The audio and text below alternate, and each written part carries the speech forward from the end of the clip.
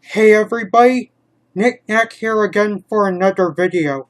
This time, as you see down below on the title, these are going to be my top 10 games of 2013. As always, let me go down a couple of rules first.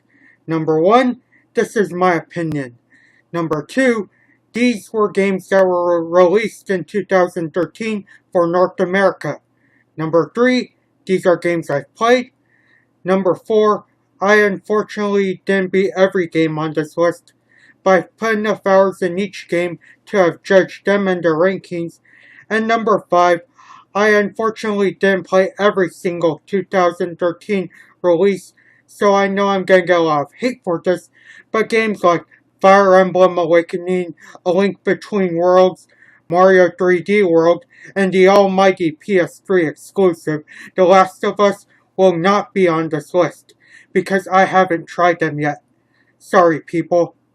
Anyway, before I start, let me barrage you guys with a couple of quick honorable mentions. Snap, snap, come to our macaroni party, then we'll take a nap. Snap, snap, come to our macaroni party, then we'll take a nap. Now that the honorable mentions are done, let's begin the actual top 10. Starting off my list at number 10 is Anarchy Reigns. Now, for some reason, this game be getting a whole lot of hate and criticism, with its presentation and gameplay being mediocre and not on par of the stuff from today. Well, for those people, what were you expecting from a game released at $30? Something of AAA quality? Because me personally, I was expecting a decent game made by Platinum, and they gave me it. Now on to why I personally liked it. For the price they gave it at, you get a decent beat 'em up with a unique cast of characters, a campaign with a decent length, and one of the most bitchin' video game soundtracks I've ever heard. Don't believe me? Listen to it for yourself. Now this is just talking about the single player. The multiplayer, on the other hand, is as equally good, with all sorts of game modes, as well as the ability to play with bots. With features like that, I'm not afraid to say that I was one of the few who enjoyed Anarchy Reigns, and for that, it's on my list at number 10. At number 9 is a title I recently finished, and that's Blood Dragon. Now I knew it was gonna be good, but I never thought I was gonna be in awe of it. I pretty much loved everything about this futuristic FPS. The setting was well done, the characters and dialogue were nicely written, gameplay stayed the same as the original Far Cry 3, which was a good thing because the original had nice gameplay, but the three biggest positives of this game were its music, humor, and 80s references. The soundtrack was full of electronica music that helped immerse me in the game, and each track fit about every scene that happened throughout. The humor was awesome in the sense that it took a satirical approach to criticisms in gaming. And although I'm a 90s kid, I was totally digging the 80s references relating to that decade's action films and music. Though it has flaws with its length and use of colors, because it was kind of like way too dark for me, I truly recommend checking this title out for what it's worth, even whatever price it's at right now. Coming in at number 8 is my favorite 2013 fighter, and that's Injustice. Now, even though this game pales in comparison to NetherRealm's last fighting game, Mortal Kombat, Injustice is still a pretty solid fighter nonetheless.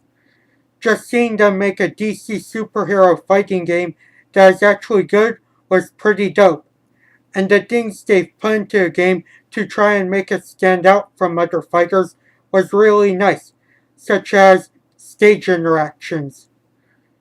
In addition to trying to stand out, this game also had a solid roster of characters, and one of the most interesting stories in a fighting game ever.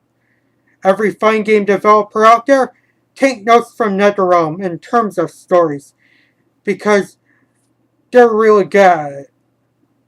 Overall, despite not being as amazing as MK was to me, as I say again, Injustice is a solid fighter, and considering the complete version is out, I recommend getting that, or waiting for the price drop to later on happen. Number 7 is like Anarchy Reigns, in the sense that this game gets a whole lot of hate, but I personally seem to love it, and that's Project Cross Zone. Now, from another standpoint, I can see why this game gets all the hate it gets. However, I personally liked it. In terms of RPGs, it's kinda hard for me to get into them nowadays because of school and the stuff in RPGs that make them long, such as the battles and the non-linearity.